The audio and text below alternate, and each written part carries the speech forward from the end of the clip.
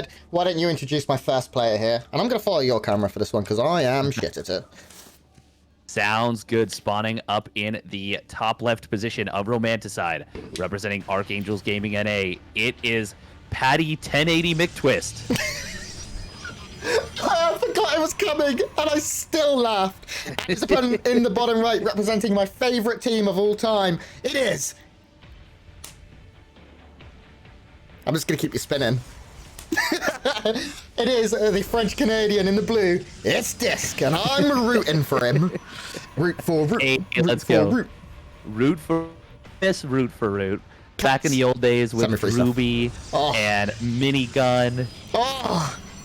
TTE was that TT? TT1. TT1. There we go. TT1. Yeah. E. Another Canadian player actually. TT1 was. Nice. Root used to be on, or Huck used to be on Root. Is that right? He did. Yeah, I think very temporarily. No. Huck was EG. No, that was EG. Liquid. EG and then Team Liquid before that. MC was technically on Root for a small amount of time. Yeah, after like the quote-unquote good old days, you know. Cats, yeah. Oh, dude, Root for me are still that team that, and I talked about this the other day actually, and I'll say it again. There's just something magical about a team that is like not a big corporation, you know? Like Liquid, what they've done for StarCraft is incredible. Evil Geniuses, the impact they had, unbelievable. But a team owned and run by cats, a team that like player owned, player bred, and you know, you had stories from the team house and it just sounded so fun. It warms my heart. And I like that logo. Oh man, their logo is amazing. Iconic, Cats right? is a very, very talented like graphic designer. Like he's a very he has actually one of the most interesting minds of anyone in StarCraft. Dude, that dude is a genius. I mean, he approaches his genius in some interesting ways. I think that's the most polite way I can say these things. He's very I would do any of all the people in the world. I think Cats would be the one I'd like to spend a day with in StarCraft. He would be. Yeah, I would love to like Starship Troopers brain sucker him. Just so that block right there. So there's a pylon missing from PattyMac's base, but it's a fake missing pylon. If that makes any sense. This is a fake proxy. I like it. Yeah, I like it too, because if this isn't scouted, and so far we can see it has not been, you always have to be concerned that there's a proxy Stargate, or there's a dark shrine hidden, or a proxy robo, or a third gateway. It leans to make you defensive, and just like that, that's 100 minerals that DisK won't get back, because he's had to throw down that shield battery in his mineral line in case it was an Oracle coming nice and early, and that's not going to be the case here in terms of tech. It is Twilight Council here for PattyMac, and that's a very quick robo here from DisK. Kind of unusual to see robo first. Yeah, well, I think he thought it was like a proxy 3-gate. I think that was this is definitely PattyMac winning the early mind game war, forcing out that early robo, because PattyMac went for a very greedy Twilight Council, like really, really fast after his first 2 units. Yeah. And then takes a still standard timed Nexus. I would even say quick Nexus. And he's just going to be ahead off this. Yeah. I mean, work count already up 4 in that Nexus. I mean, we're getting to the position where if DisK doesn't throw a Nexus down, like, okay, he's going to do it right now as he hits 400 minerals. DisK is going to have a very strong army, but, like, I think he made 2 shield batteries as well. Like, he is really over-prepared for aggression that is just not coming. This is super, super standard here by PattyMac, and he has, just with that one hidden pylon, he is kind of outsmarted DisK. So Patrick Matthewson is now going to be in a great spot. He's going to be pumping out workers 2 at a time very shortly, as the Nexus has now completed. There we go. Blink is already 2/3 of the way done, so he's got all the defensive tools he needs. And if we see a robo pretty soon, which I imagine we will, this could be great for Patrick. I don't even know if his name's Patrick.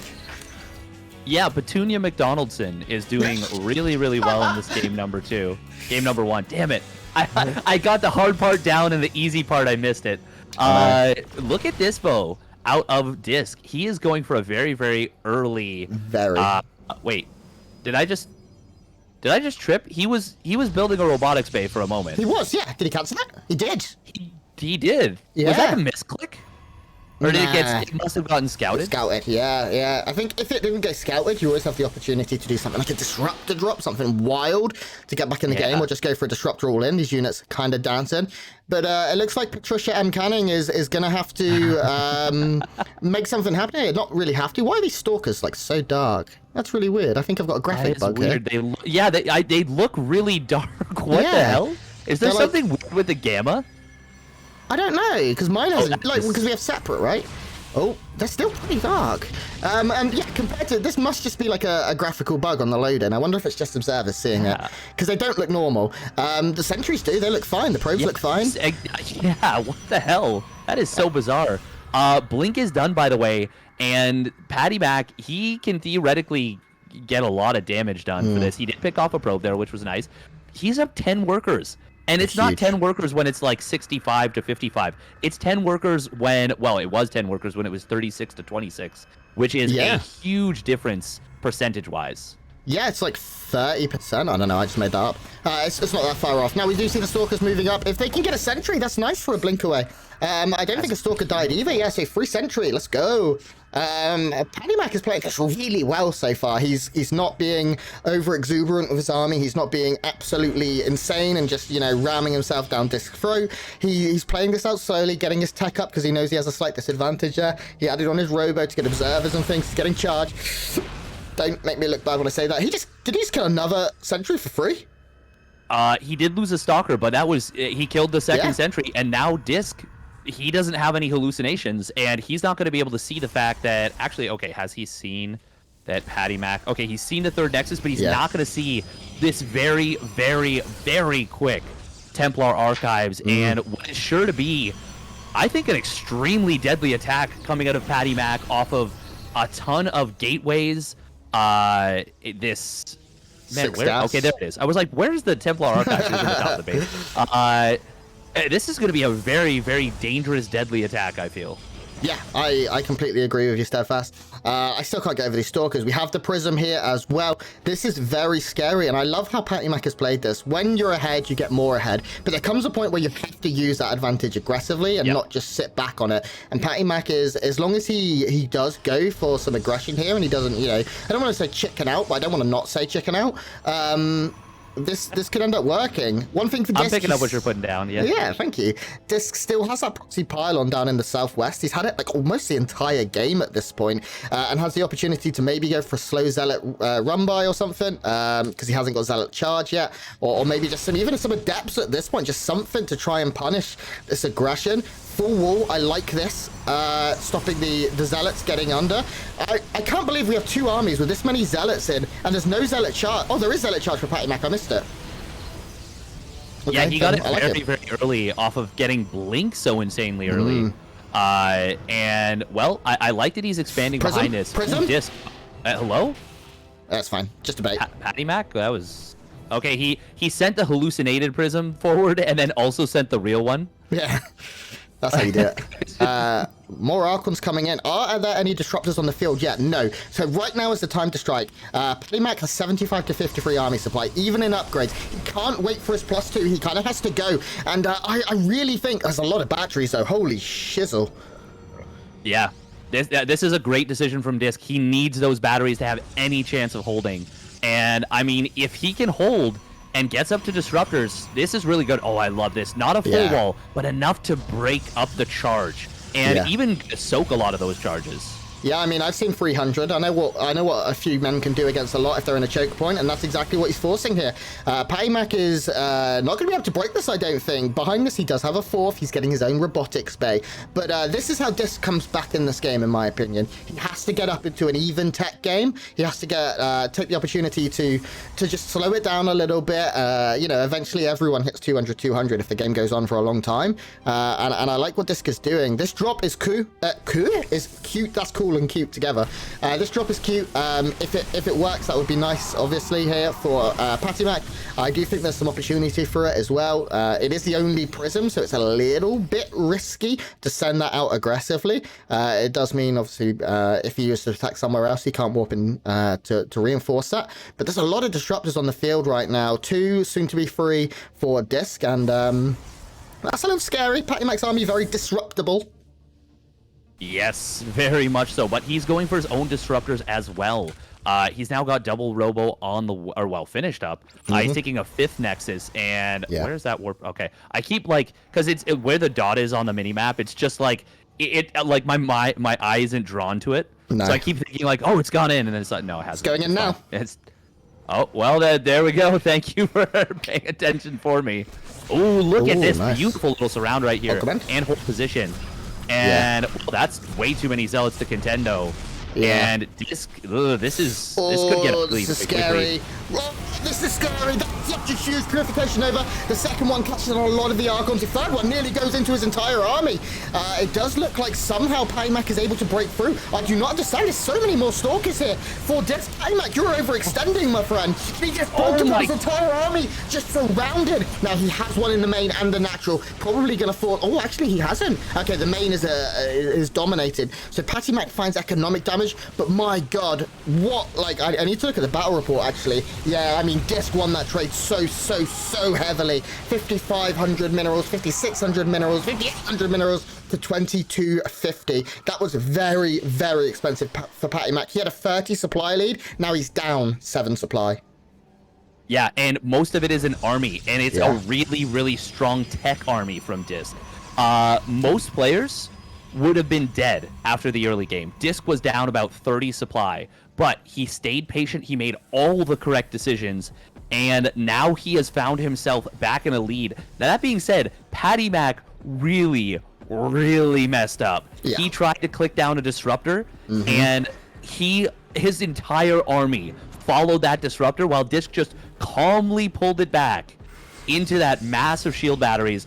And then DisK blinked forward, surrounded, and killed so many power units.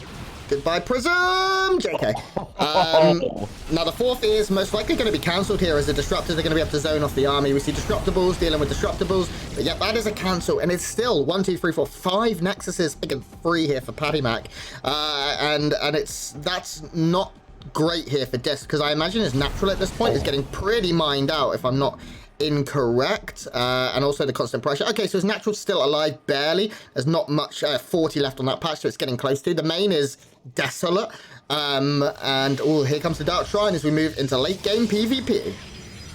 Yeah, it's hard to get up to the late game though in earnest when I think at this point DisK needs to break down his own wall to allow for mobility to take this forth, because he can't really hold this position.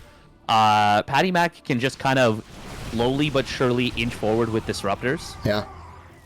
And, well, that's exactly what's going to happen here. Oh, these disruptors were stacked up a little bit. It's fine, though, for DisK. Does pick off one of his bonus disruptors. Big Zealot run by getting set up to, well, I mean, it's just basically making sure this base doesn't get taken. Yeah, it's unfortunate. You can't run by when there's a full wall. The disruptor shots being traded here. There's Purification Novas, and there's an observer from PattyMac that sees every move out. It is just outside of in between the 3rd and the 4th. Nope, the other one's south. South. No, that's north. South. Oh my God! It sees. Okay, 3rd and the 4th. I was thinking like that 4th. Oh, the other 4th. Yeah. Crap! It sees the whole army. It's seen everything for minutes. I didn't even look there because I was like, "There's no way he has an observer over his army." Yeah, I'm just built different. God, that is devastating. Shield upgrades as well now coming in for PattyMac, and DisK is getting charged 14 minutes into the game. This base, not allowed it. And once again, that's the observer. Now we see the Zealots trying to run by. If they can break down this wall, they'll open up so much more. But once again, PattyMac is losing a lot of his army here. He had a disruptor shot that was on the verge of killing every single one of DisK's disruptors, but it didn't quite connect. It got taken out just before it went down. And now we see an aggressive move forward. Oh, PattyMac is not going to fire the disruptor. He loses his entire army. Meanwhile, Zealots, yeah, they kill a gateway and a pylon. Fantastic news, PattyMac. This is really bad. That was like a huge supply lead. Let's take a look at the battle report. I want you to guess the mineral difference right now before you look. Don't cheat. Well, I've already looked at it. So oh my god. Okay. That's the gas mainly, more than double. Oh wow, a little bit of a weird move from DisK right there. He wants to kill on those disruptors. Yeah. So maybe it was, I don't know if it was worth. But he is going to get position on this 4th. Oh, that's a lot of units. Oh. God, this is filthy. This Purification Nova is just getting so much here. And PattyMac is just not multitasking as well. I think that's it. Yeah, that's it. DisK has done it. He's broken him. Even without a War Prism here, he has done it.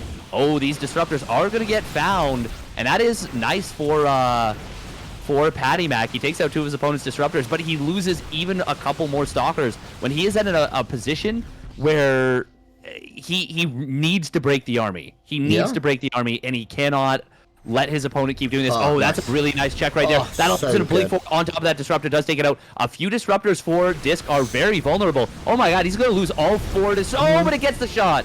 Yeah, one gets a pretty hefty shot here, but there's still so many stalkers. And guess what? DisK has the high ground, Anakin, so this is going to be a very difficult break. We have probes coming off the line. Zealots trying to get the wraparound. There's actually no AoE here. And the Zealots, if they can get a good angle, which, I mean, DisK is doing a great job of just hiding his stalkers, blinking them back 1 or 2 at a time, and trying to keep them alive. This is such a close fight, but I think just somehow DisK is going to be able to do this, even using the low ground here with the stalkers to blink back. He blinks into the mineral line. He's killing so many workers.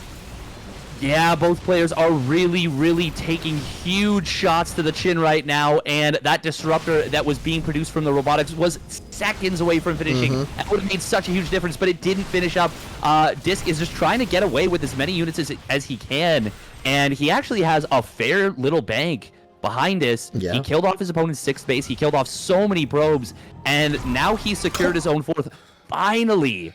And I think he's actually outmining his opponent now.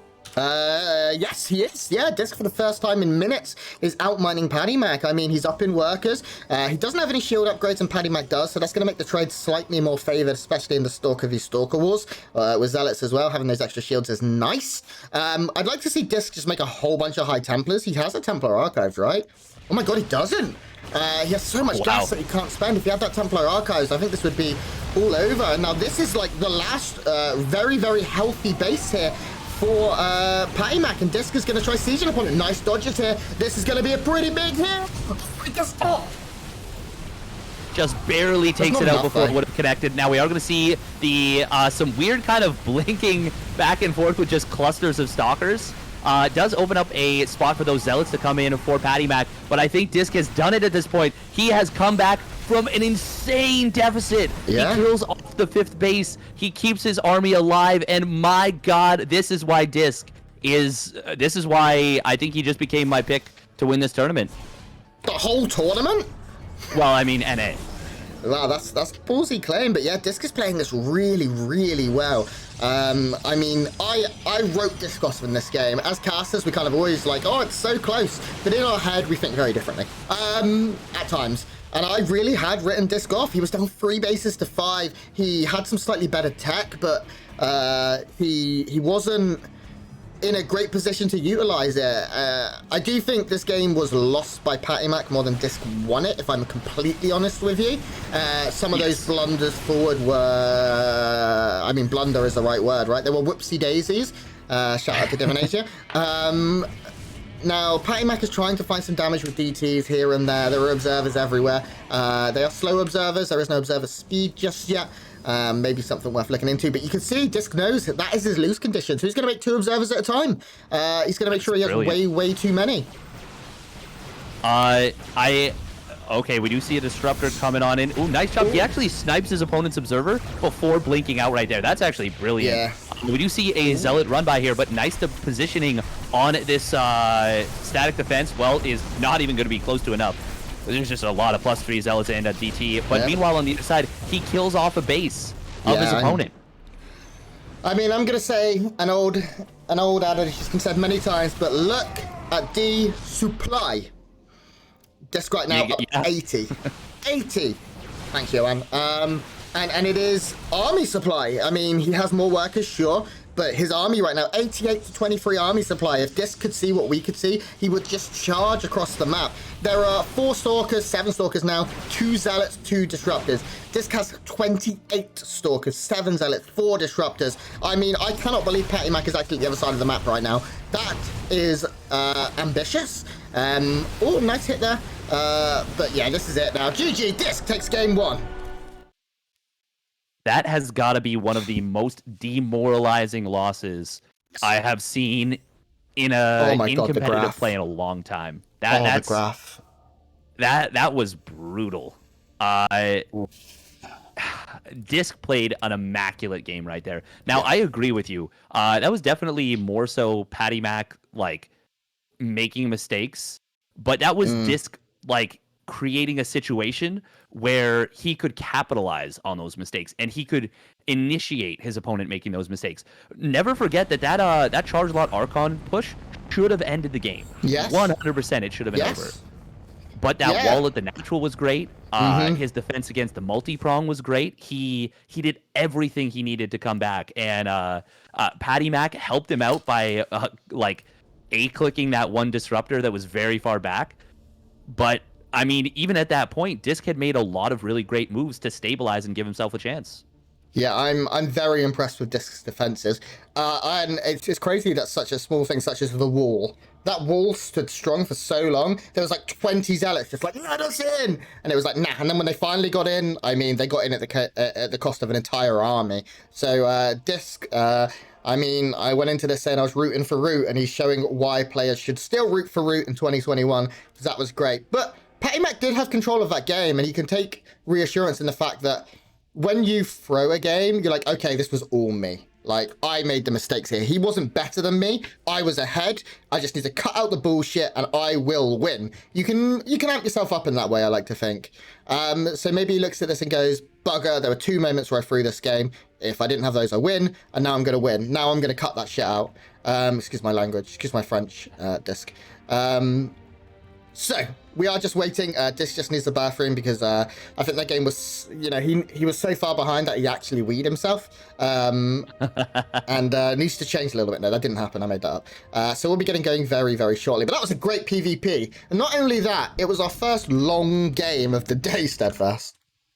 Actually, yeah, it was. I think that was the first one that went over, like, what, the 15-minute mark? Yeah, it was 21 in the end, I believe. But yeah, we had nothing that went that far. Game 1 went, no, game 2 or 3, sorry, of our first series went pretty far. But, like, I mean, NA so far has provided a lot better games than EU did. Yeah, that's the thing is, like, the players here are a lot better than people realize. Now, definitely PattyMac, you know, made a mistake, a couple of mistakes here, but he got himself into a fantastic position by he is known as a little bit of a cheeser in PvP, so he leaned on that with the lack of a second pylon. Yeah, keeping some hidden tech there. I mean, he has a Neeb portrait as well. That is Neeb, right? I can't tell. That is. Don't tell me I'm really wrong now, and it's. I actually don't know. It's an old school one, whatever it is. Anyway, doesn't matter. We move into our second game now on Lightshade. And my dear friend, why don't you introduce our first player? Absolutely. Spawning down in the bottom right, representing Archangels Gaming, is Patricia McIntosh. Ooh, that's a good one. And his opponent in the top left. I mean, really good player. He showed it in game 1. Absolutely incredible. He is the Canadian? Yeah. Yes, Canadian Protoss player in the blue representing Root. It's DisK. Yeah, he is really freaking good. Yeah.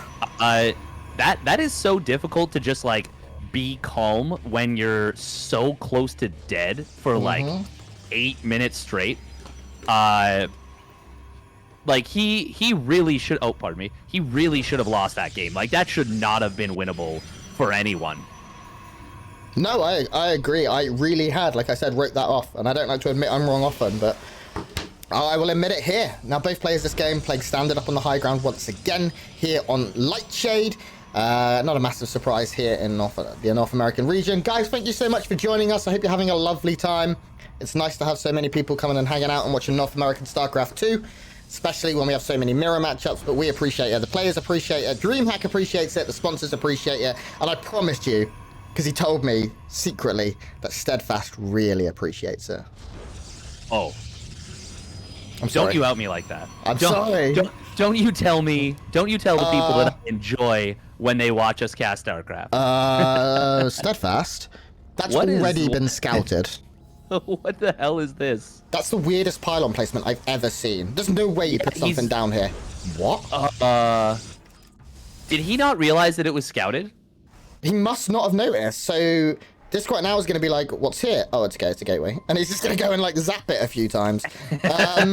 I see you. This is very unusual. I mean, you said he's a cheesy player, right? Yeah. This is a max pack special right here, the proxied third gate. It's very far away, though. No, this is like a Zest special. Zest is a big fan of the proxied third gate, yeah. Yeah, Max Pax has a lot more technical builds. He'll do like proxy void ray, multiple shield batteries, you know? Ooh, don't. I'm getting excited. Third gateway is going to be allowed to complete. It's just going to go. He's just going to do it. Like, why not, you know? But I feel like DisK is already preparing. He's getting a bunch of sentries. He's already got 2 stalkers. He's even going to throw down his Nexus. That's ambitious. So this is really complicated. High ground advantage for DisK means that he can just pick this pylon off, basically. Yeah, he can. This isn't going to work.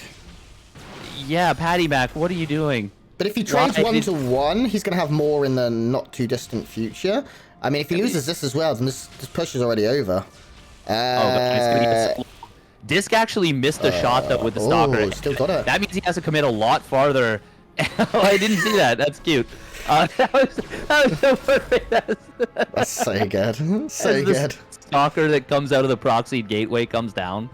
And look at this. PattyMac says, I can't commit. I'll build a Nexus. Yeah, I mean, it's true. He can't commit at this point. There's already a battery down. There's a second one on the way, which just makes this an unbreakable position, even without the Nexus done. The Nexus isn't far away, but 3 Stalkers ain't winning this any day of the week. A couple of Adepts coming in late as well. I don't hate this. We'll give that a little bit of control and force the Blue Protoss player to sit back a bit more. And Twilight Council coming in here from PattyMac.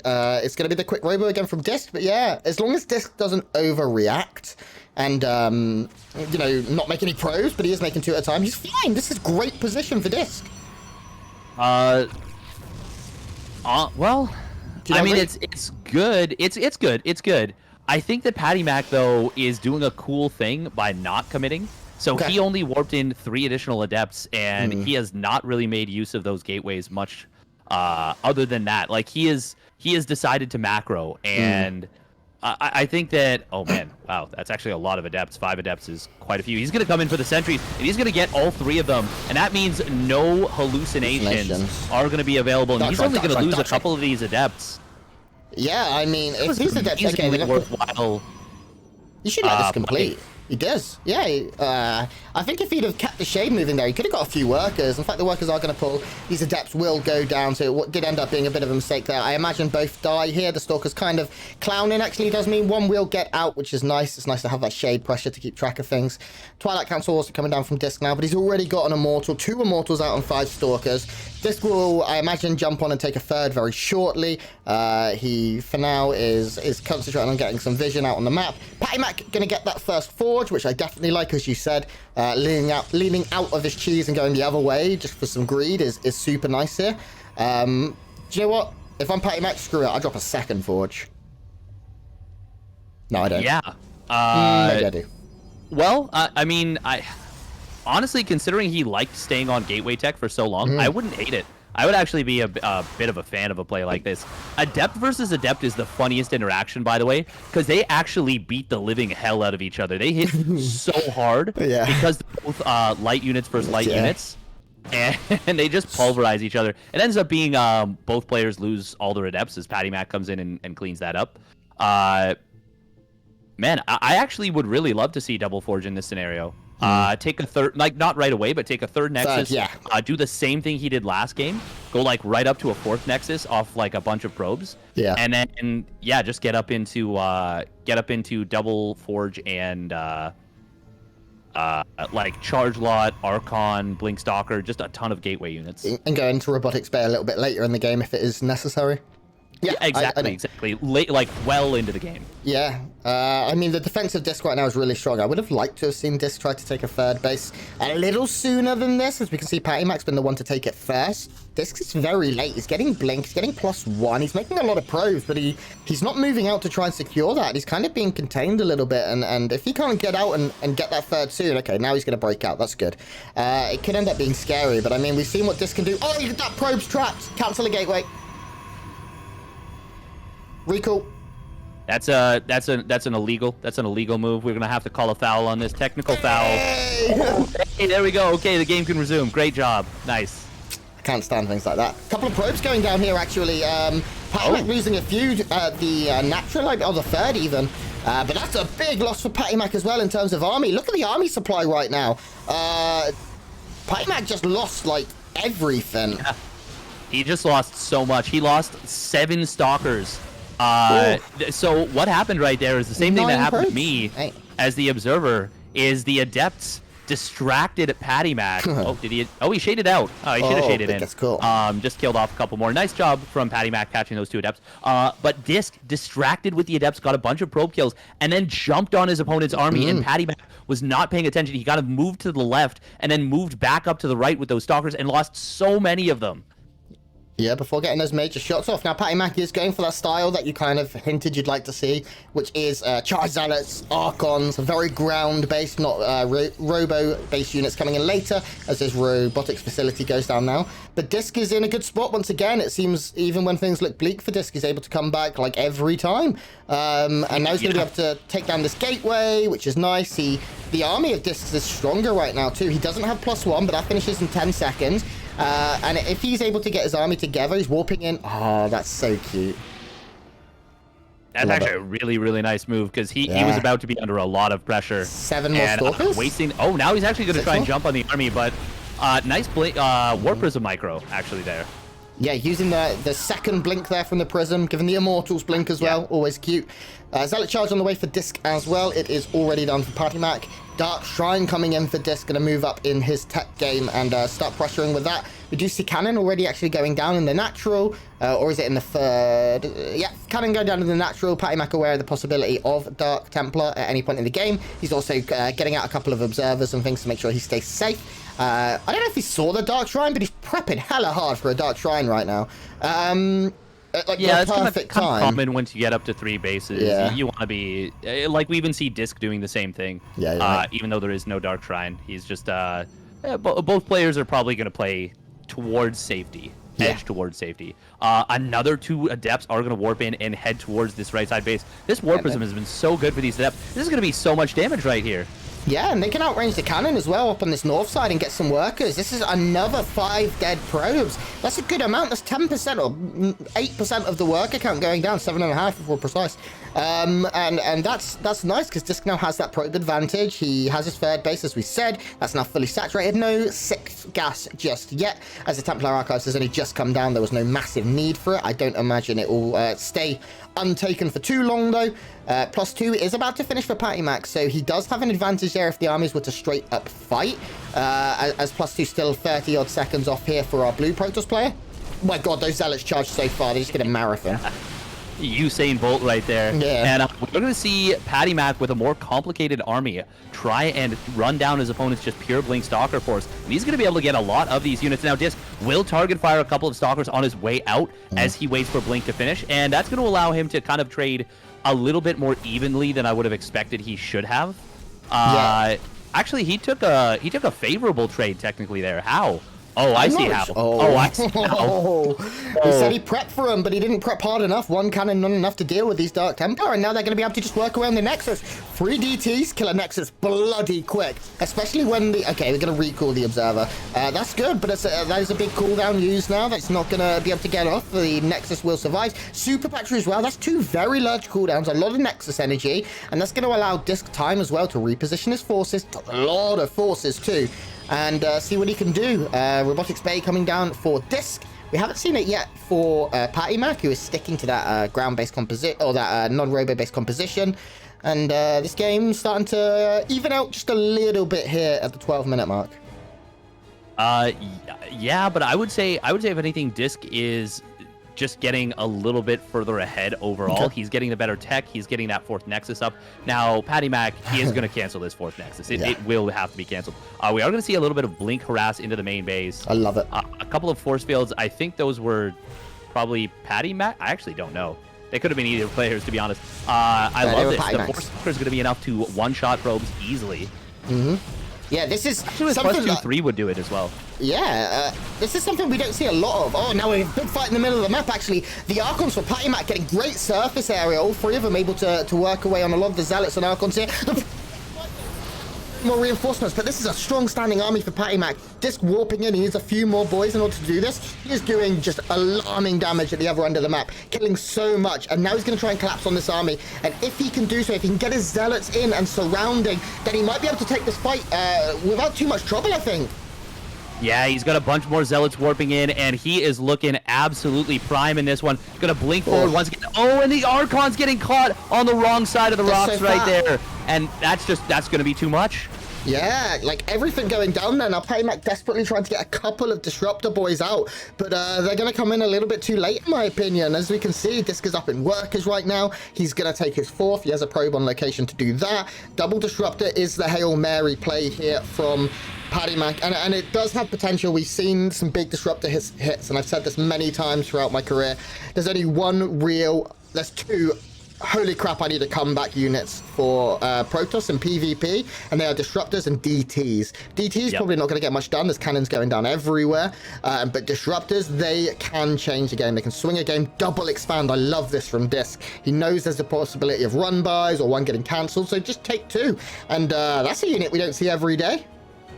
Yeah, the Colossus coming in here is very, very interesting out of DisK. I'm not sure what he saw that made him go for this. PattyMac did go heavy on charge lots last game, and he hasn't seen the Disruptors. He hasn't seen the robotics base, so that's why he is not... I guess that's why he's going for this, because last game there was just so many charge lots from PattyMac. But yeah, this is going to be really bad against Disruptors. Disruptors absolutely annihilate Colossus. Yeah, they're very, very slow-moving tetrapods, and a lot of Zealots coming in as well for DisK, and this could be a little bit scary if the Disruptor hits are good. There's a ripe composition to play Disruptor into, definitely here. PattyMac can take solace in that, and don't get me wrong, I still think PattyMac is behind in this game. I think that's fair to say. It's going to be a difficult battle. He needs that big hit. This is something that I love to see is Blink DTs. +3 on the way for both. DisK slightly ahead. Extended Thermal Lance getting close to completion, and I think that's when we see the move out, right? This Prism primed, just waiting for some kind of distraction here. ETL close to completing. Oh man, that's going to be 4 Colossus? 3 Colossus. That's a good number to have. This is a very scary push, but I do feel like DisK's army is going to be like... It's the kind of army that he can't micro particularly incredibly. It has to get in and do the job, because it's a very death ball army now. Yeah, it's exactly that, a death ball, and that is the problem with it. That is why Disruptors are so good against it, because you stack everything up. The Colossus, they don't have collision, except for some very minor weird leg collision. But everything can stack on top of them. So with 4 Disruptor balls, you could theoretically cover this whole army. And while Archons, Immortals, Colossus, it takes more than 1 Disruptor to kill them. You can just stack up those Disruptor shots, and you can erase an army that is way bigger than yours in a very short period of time. Yeah, and behind that, PattyMac still has a very healthy Stalker count at 21. His army is still pretty strong, but he needs to play this right. This is going to be a micro battle. It comes down so often in these games to, the little things, but or just a little bit of harass here, and the game sort of pans out over time. I think this one's going to end in an explosion. We do have that drop coming in now. The Stalkers are in position, but not quite in position. We're going to see a warping coming in. 3 Stalkers, probably not enough to kill this Prism before the warping finishes. No, and now we see that fight coming in. Disruptor's not yet firing. Here we go. Goodbye, Colossus. Oh, or not. Oh, that was... that was a lot of just very frantic panic. Oh no. And DisK, he takes advantage of the fact that PattyMac was not paying attention to his army, and he just crushes through right here. That should have on paper been an amazing fight for PattyMac, but DisK was the one who jumped on him. And now we see a Zealot counterattack, Zealot DT counterattack on the other side of the map, but the damage has already been done. There's already so much economic damage, and I just don't see what PattyMac can do here. 100 supply difference. The push in that forward base is probably... Oh no, okay, it is going to kill a lot of workers here. DTs, as I said, one of those comeback mechanics, especially if you can take out the static defense. But I mean, he's going to lose. He has no other army apart from this. I mean, these are really doing a lot of work. There's even probes with them, right? Oh no, they're DisK probes. Purification over on top of itself there to try and get a couple of DTs. This base will also fall down. GG is called.